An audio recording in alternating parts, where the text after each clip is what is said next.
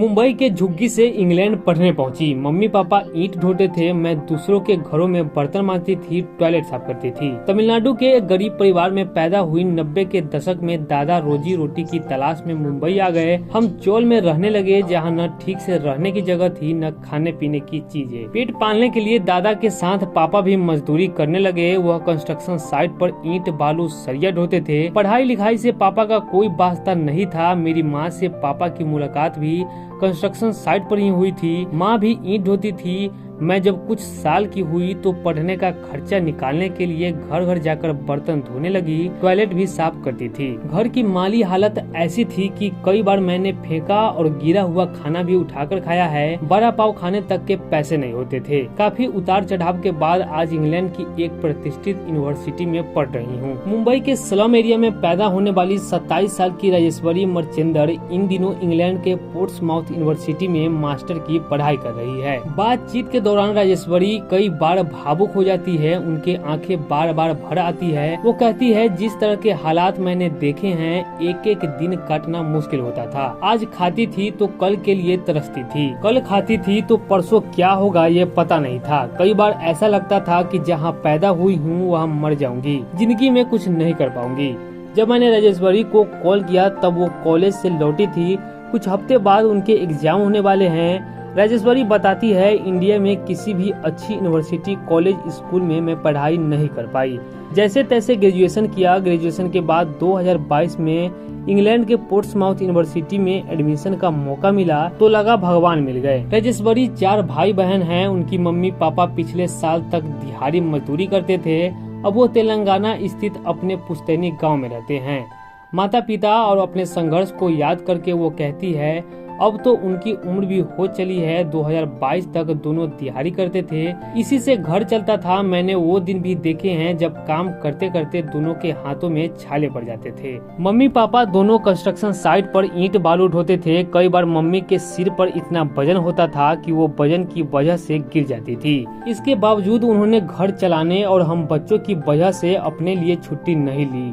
हमें पालने के लिए जो कुछ कर सकती थी उन्होंने किया। हम लोग कंस्ट्रक्शन साइट के किनारे बने झुग्गियों में रहते थे। झुग्गियों की बनावट ऐसी होती थी कि कोई व्यक्ति यदि ठीक से खड़ा हो जाए तो छत से टकरा जाए। बरसात के दिनों में छत से पानी टपकता रहता था। पूरी रात हम लोग जागकर गुजारते थे। किसी भी दिन हम लोग ठीक तरीके से खाना नहीं खा पाते थे। किसी दिन दाल है तो सब्जी नहीं, सब्जी है तो दाल नहीं।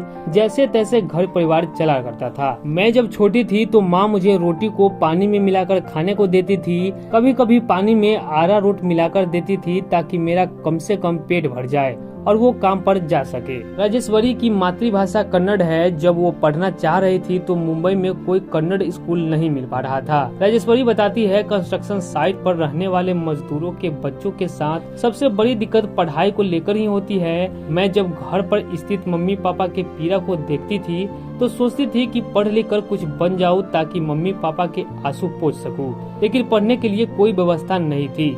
दरअसल जहाँ जहाँ कंस्ट्रक्शन साइट का प्रोजेक्ट मूव होता था, हम लोगों को भी वहाँ जाना पड़ता था। वहीं पर सड़क किनारे एक झोपड़ी सेट डालकर बनानी होती थी। एक ही छोटे से कमरे में रहना, खाना पीना सब कुछ। जब मैं 6 साल की हुई तो पापा चाह रहे थे कि किसी भी कन्नड़ भाषा वाले स्कूल में मेरा एडमिशन हो जाए, लेकिन कोई भी ऐसा स्कूल मुंबई में नहीं मिला जहाँ कन्नड़ लैंग्वेज पढ़ाई जाती हो। काफी मशक्कत के बाद एक मराठी स्कूल में एडमिशन हुआ, लेकिन कुछ साल बाद फिर हम लोग अपने गांव तेलंगाना चले गए। मैं पूछता हूँ, उसके बाद आप मुंबई दोबारा कैसे आई? राजेश्वरी बताती है, गांव में मेरी दादी रहती थी। जब मैं थोड़ी बड़ी हो गई तो पापा का कहना था कि कंस्ट्रक्शन साइट पर जवान बेटी का रहना ठीक नहीं। पापा ने मुझे गांव में ही दादी के पास छोड़ दिया। मेरा एडमिशन गांव के स्कूल में हो गया। कुछ साल तक वहां पढ़ी।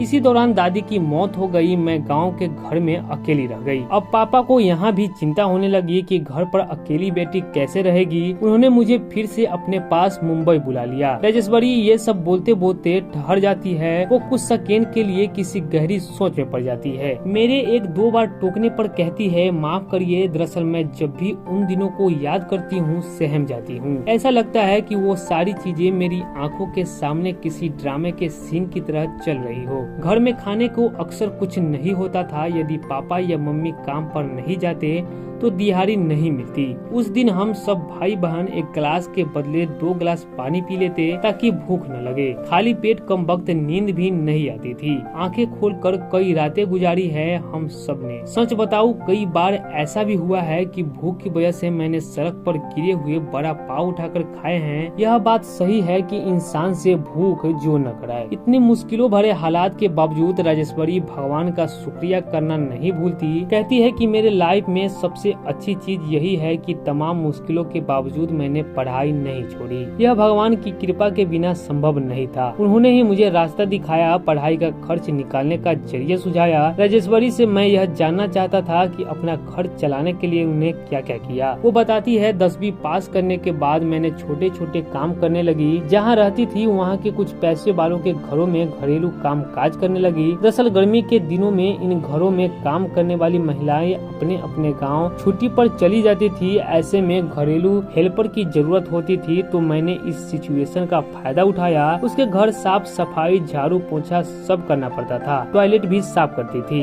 उम्र इतने कम थे कि हाथ दर्द होने लगते थे और जो पैसे दे रहा है उसकी बातें तो सुननी पड़ती ही थी। हालांकि कुछ लोग थे जो प्यार से बात करते थे, लेकिन ऐसे लोग बहुत कम थे। इसी बीच मेरी पढ़ाई जारी रही। 12वीं के बाद मैंने कॉल सेंटर, छोटे छोटे कॉर्पोरेट हाउस में काम करना शुरू कर दिया।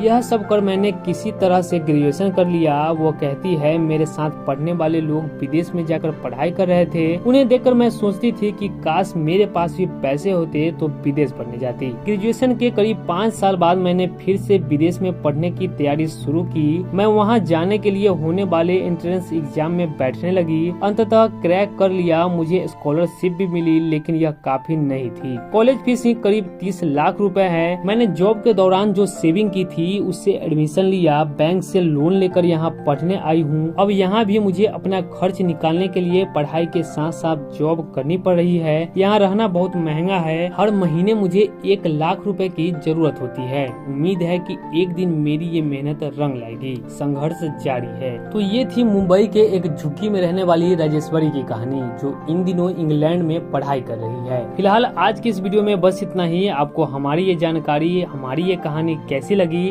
अपनी राय हमें कमेंट करके जरूर बताएं।